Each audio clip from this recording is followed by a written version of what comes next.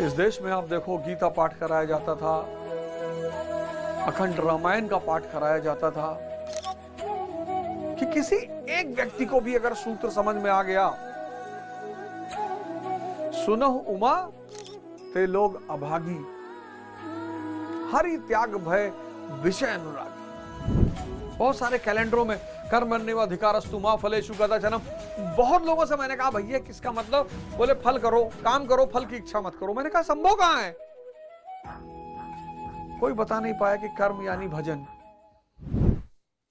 जय हिंद फ्रेंड्स, गुरुदेव भगवान की चरणों में सादर प्रणाम, सादर वंदन, सादर चरण स्पर्श।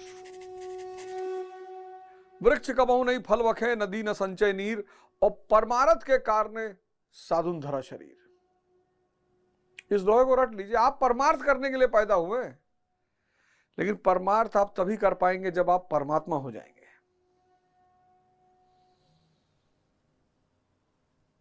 उससे नीचे नहीं कर पाएंगे।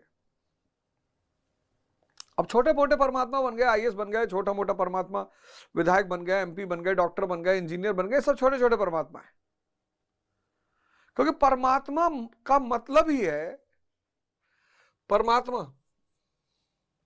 परमात्मा का मतलब ही है कि सेवा ही जिसका धर्म है।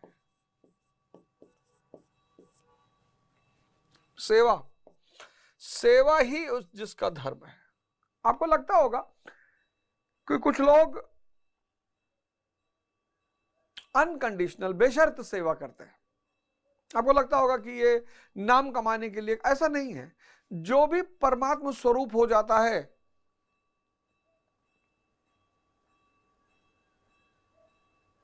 देखिए कितना शुभ समय है, मंदिर की घंटियां बज रही हैं।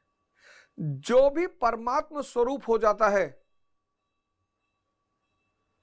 वो सिर्फ सेवा ही करता है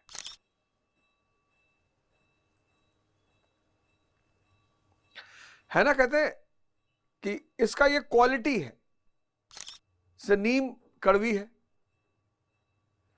वो नीम का गुण है। नीम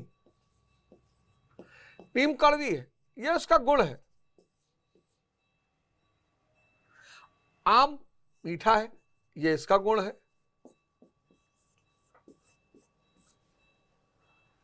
ऐसे परमात्मा का गुण सेवा है।